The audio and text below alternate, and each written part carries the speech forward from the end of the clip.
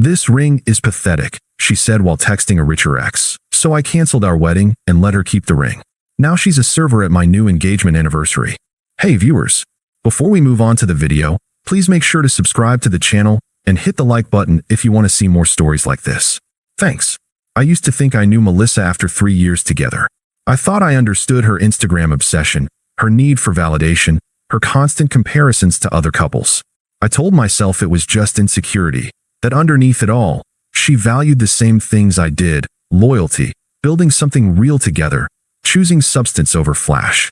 I was wrong about everything. The proposal happened at Marcello's, this little Italian place where we'd had our first date. Nothing fancy, but it meant something to us.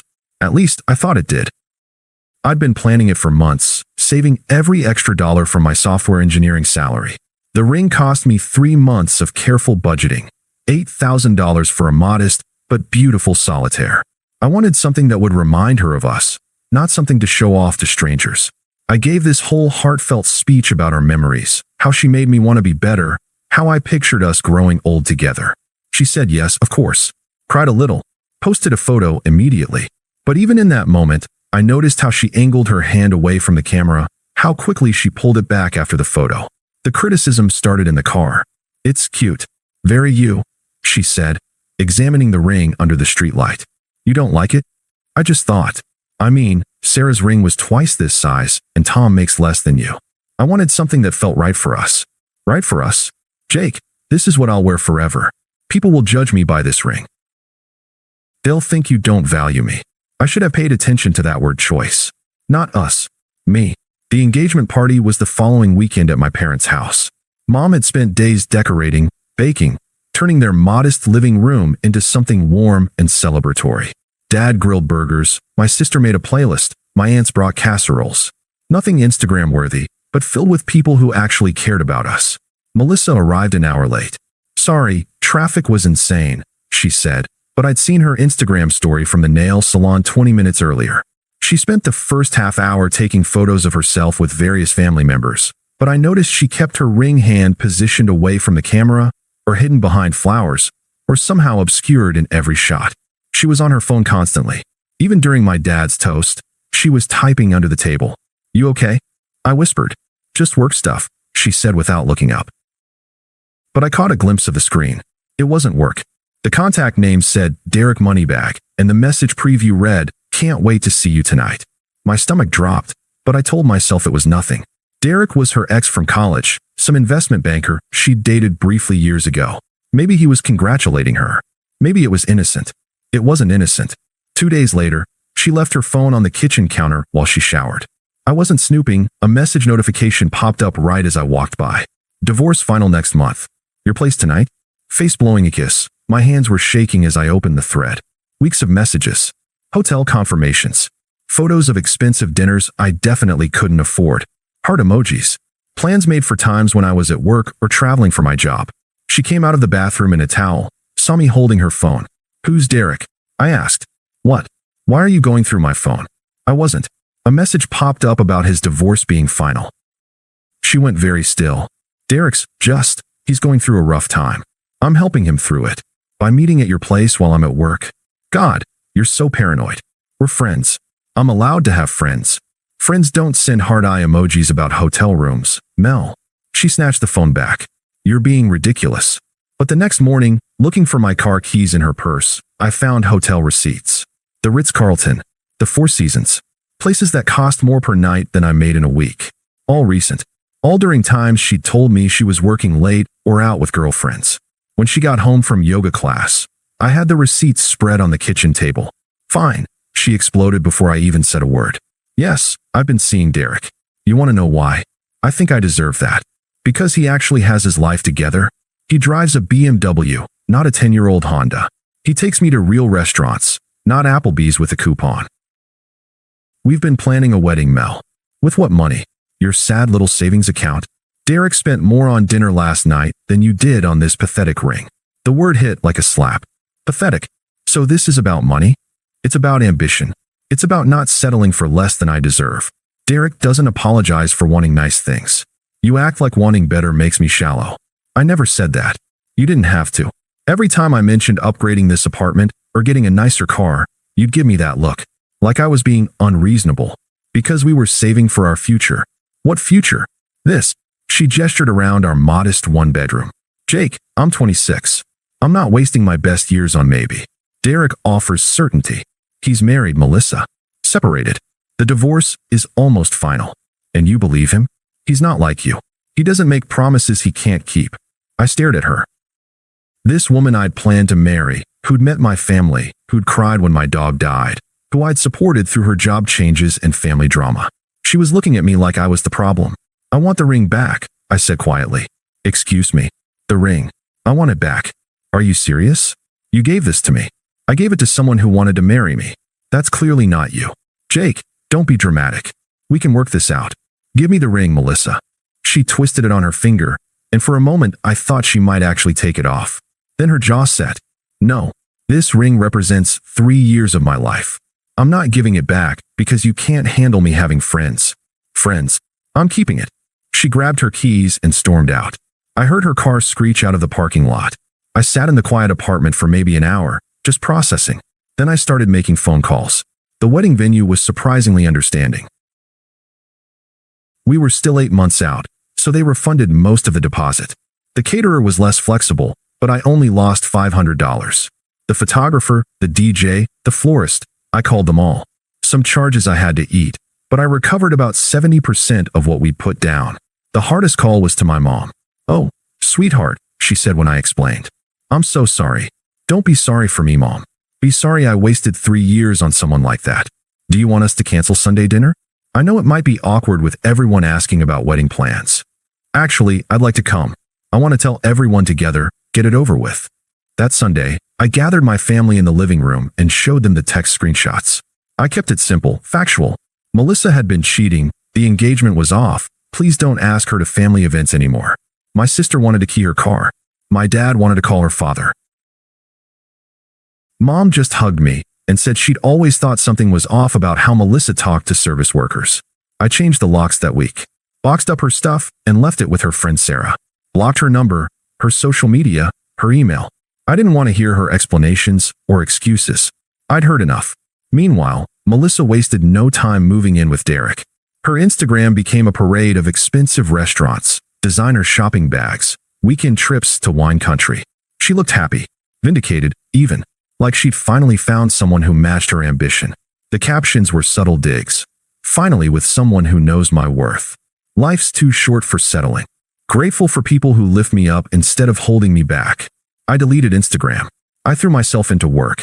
Started going to the gym again. Hung out with friends I'd neglected while I was trying to keep Melissa happy. It was peaceful, not having to justify every small purchase or defend my career choices or pretend to care about influencer drama. About 6 months later, Sarah called me. Jake, I probably shouldn't be telling you this, but Derek's wife showed up at Melissa's apartment yesterday. His wife? Yeah, turns out he was never separated. Just lying. She found out about the affair and went ballistic. Melissa had no idea he was still married. I felt nothing. No satisfaction, no vindication. Just tired. That's unfortunate, I said. She kicked him out. He lost his job too, apparently. Something about using company credit cards for personal expenses. All those fancy dinners. Company money. Okay. She's pretty devastated, Jake. She's been asking about you. I'm not interested in hearing from her, Sarah. Please don't give her my number. But no, I mean it. Sarah sighed. She really screwed up, didn't she? She made her choice. But Melissa didn't just disappear quietly. Over the next few months, she tried everything. She called from different numbers until I blocked them all. She showed up at my office building until security banned her from the property. She sent messages through mutual friends, through social media accounts I'd missed blocking, through her family members.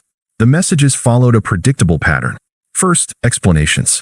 Derek had manipulated her. She'd been confused. She never stopped loving me. Then apologies. She was sorry. She'd made a terrible mistake. She wanted to make it right. Then bargaining. We could go to therapy, start fresh. She'd prove she'd changed. I didn't respond to any of it. According to the friend network, things got bad for her quickly. Derek had stuck her with the lease on an expensive apartment she couldn't afford alone. Her credit cards were maxed from trying to maintain a lifestyle beyond her means. She had to move back in with her parents at 27, which was apparently a daily source of shame since her father had loved me and made no secret of his disappointment in her choices. She started calling in favors, asking friends to intercede. "Jake, it's Mike, my college buddy called one evening. Melissa asked me to reach out." "Did she?" "Look, man, I know she hurt you, but she's really going through it right now. Her whole life kind of imploded." "Mike, I'm going to stop you right there. I don't want updates on Melissa's life. I don't want to hear about her problems. I don't want messages from her friends. Come on, you guys were together for 3 years. Yeah, and she threw it away for a BMW and fancy dinners. Her consequences aren't my responsibility. She's living with her parents, dude. She's working retail. Good for her for finding work." "Jake, I'm hanging up now. Don't call about this again." The attempts got more desperate. She tried showing up at places she knew I'd be, my gym, my favorite coffee shop, my apartment building. I saw her sitting in her car outside my office a few times, but security handled it before she could approach me. Through the grapevine, I heard she'd started telling people I was emotionally abusive and had financially controlled her, that I'd isolated her from friends and made her feel worthless. The people who actually knew us didn't buy it, but it gave her a narrative that made her the victim instead of the person who cheated on her fiancé. I didn't defend myself. The truth was visible to anyone who wanted to see it. Time moved on. I got promoted to senior developer, then lead engineer. Started dating again, casually at first. Met Emma at a bookstore. She was a middle school teacher, funny and kind, with zero interest in social media validation. She drove a 15-year-old Subaru and was proud of it. Talked about her students instead of her follower count. Cared more about substance than appearance. When I proposed to Emma 3 years later, I did it on a hiking trail we both loved, with a ring that cost half what Melissa's had but meant everything to Emma because I'd chosen it specifically for her. She cried real tears, not Instagram tears. Said yes because she wanted to marry me, not because she wanted to be married. The engagement party was at the same restaurant where Emma and I had our first official date. Nothing fancy, but the people there genuinely celebrated us. Emma's parents, my family, our real friends. Emma wore a sundress from Target and looked radiant. She kept staring at her ring like she couldn't believe it was real. We were there celebrating our 2-year engagement anniversary. We'd taken our time planning the wedding, saving money, enjoying being engaged. When I saw her, Melissa was our server. She'd aged in a way that suggested hard years. Still pretty, but tired around the eyes. Thinner than I remembered. Wearing the standard black uniform of the upscale restaurant chain where she apparently worked now. She recognized me immediately. I watched her face cycle through surprise, hope, embarrassment, and something that might have been calculation. "Jake? Oh my God, hi." I looked up calmly. "Hi. Hi. Wow, you look great. Is this your—" "I'm Emma, his fiancée," Emma said with a smile, extending her hand. Melissa's smile became forced. "Congratulations. That's wonderful." "Thank you," I said simply. She lingered at our table longer than necessary, clearly wanting to say more. "Jake, could we maybe talk for a minute? When I'm on break." "I don't think that's necessary.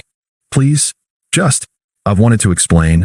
Melissa, we're here to celebrate our engagement anniversary. Could we get the check?" Her composure started cracking. "I made a mistake, Jake. The biggest mistake of my life. Derek, everything fell apart. I lost everything." I stood up, helping Emma with her chair. "We should go. You don't understand." Melissa's voice rose slightly, enough that other diners started looking. "I should be married with kids by now, not serving tables at 35. You ruined my timeline." I paused, looked back at her calmly. "You made your choices, Melissa. I made mine." Emma and I walked out without another word. In the car, Emma was quiet for a moment. Then, "That was her, wasn't it? The ex-fiancée?" "Yeah. Are you okay?" I considered the question seriously. Was I okay? I looked at Emma. Brilliant, genuine Emma who'd chosen me not for what I could buy her, but for who I was. I thought about our modest apartment that we were saving to buy, our simple wedding plans, our quiet Sunday mornings reading together.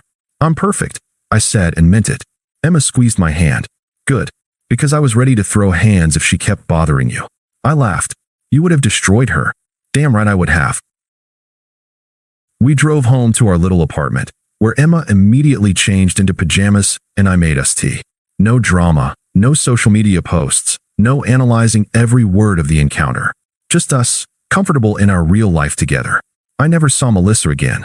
Emma and I got married 8 months later in a small ceremony that cost less than one of Derek's hotel nights, but was perfect for us. We bought our house 2 years after that. Had our first kid last year. Sometimes I wonder if Melissa ever figured out that she didn't lose a timeline. She lost the only person who actually loved her for who she was instead of what she could provide. But honestly, I don't think about her much anymore. She's just someone I used to know, back when I didn't understand the difference between loving someone and enabling them. Emma understands the difference. That's why our timeline is exactly where it should be. Thanks for watching. Make sure to subscribe to the channel and hit the like button. What do you think about this story? Share it in the comments.